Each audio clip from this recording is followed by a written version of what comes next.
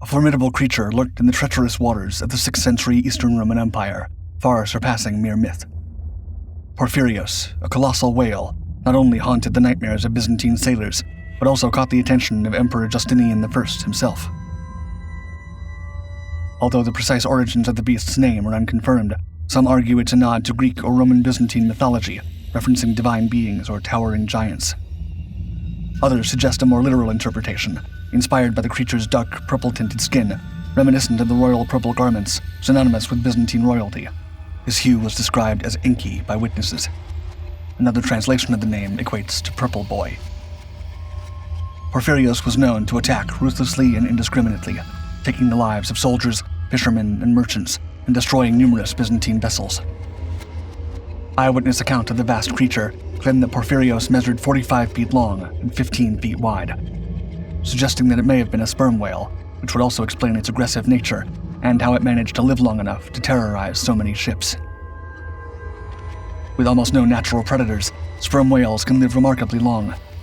Incredibly, Porphyrios' reign lasted more than 50 years, during which, according to eyewitness and Greek scholar Procopius, he, quote, sank many ships and terrified the passengers on many others, diverting them from their course and taking them great distances.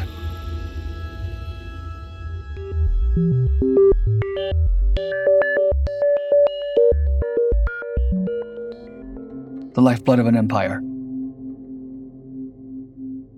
Porphyrios was infamous for menacing ships navigating the Bosporus Strait.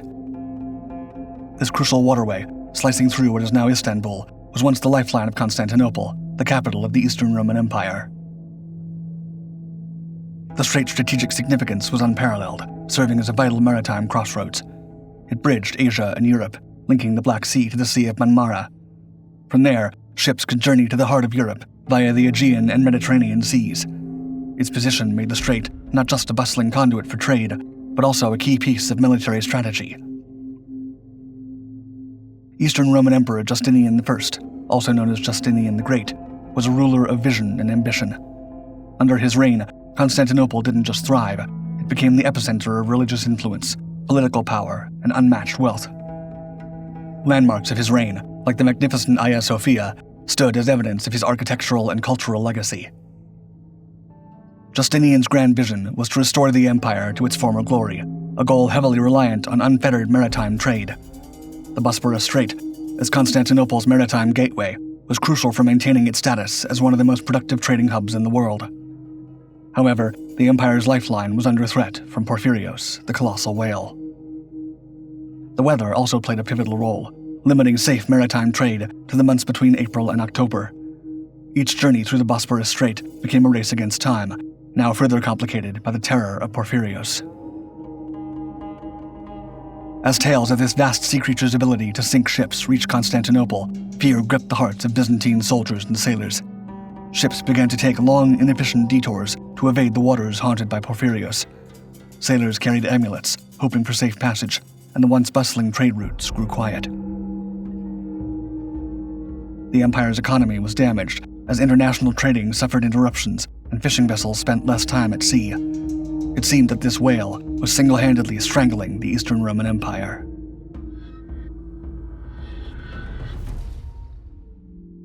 The Hunt.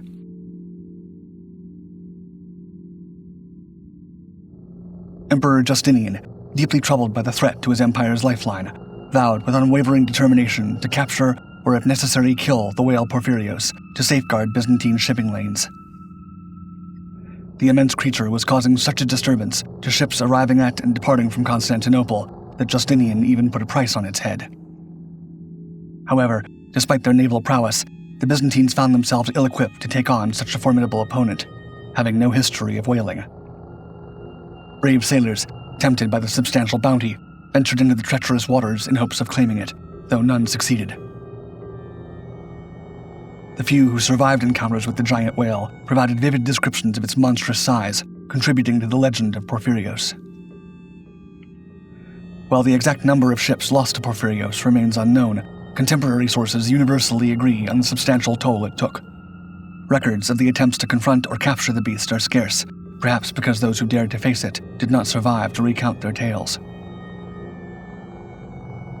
One such legendary encounter, often recounted in the annals of Byzantine history, involved Belisarius, the famed military commander. It was said that Belisarius mounted a catapult on his ship and sailed into the strait to confront Porphyrios. However, once taken as truth, this dramatic episode has since been identified more as a creation of early 20th century historical fiction than a factual account. Real sea monsters. At this period in history, many cultures had had few encounters with whales, and they were often regarded simply as vicious monsters of the sea. It's not difficult to see how, to a more primitive and superstitious culture, whales may have been branded monsters. We now know them to be relatively intelligent creatures, but it's likely that the aggression exhibited by Porphyrios contributed negatively to the reputation of large sea-dwelling animals. Historians now believe that many sea creatures alluded to in ancient texts may in fact have been whales. For instance, a 13th century Norse text describes how a beast named Hafgufa would trap huge shoals of fish in its mouth in much the same way that whales do. This method of trap feeding is well documented in modern marine biology. As remarkable as Porphyrios' aggression was, his behavior was not isolated. A number of attacks by aggressive whales have been documented in history, most famously the sinking of the Essex, a whaling ship from Nantucket, Massachusetts. The Essex, after a successful whale hunting career spanning decades, was attacked by a sperm whale on November 20th, 1820. The harrowing event forced the 20-man crew to abandon the ship for small vessels, leading them into an ordeal of over 3 months at sea. Faced with fatal dehydration, starvation, and desperation, the crew eventually resorted to cannibalism, with the majority succumbing to the dire circumstances.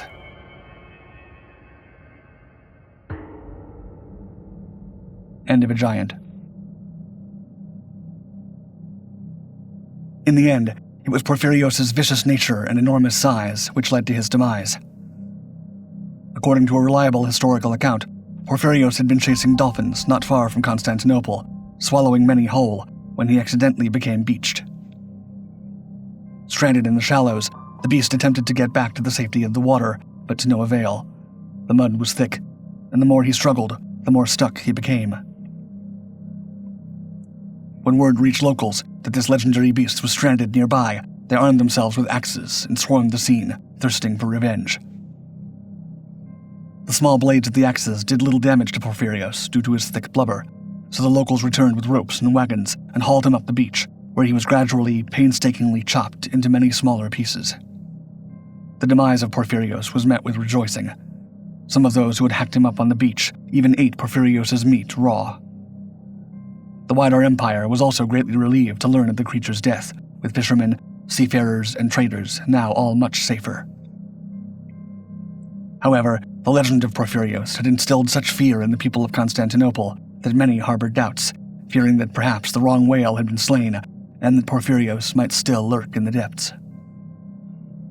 Later historical accounts vary, with some suggesting Porphyrios was mythological, while the most widely held belief is that he was a real, albeit extraordinary, sperm whale. The case of the Bosporus behemoth is also mentioned in Herman Melville's Moby Dick, one of the most iconic and influential pieces of literature ever published. The case of Porphyrios likely inspired Melville, and the enduring fascination with such leviathans suggests a collective imagination captivated by the unknown depths. In this respect, the legend of Porphyrios lives on, symbolizing the eternal human intrigue with the vast, uncharted waters of our world.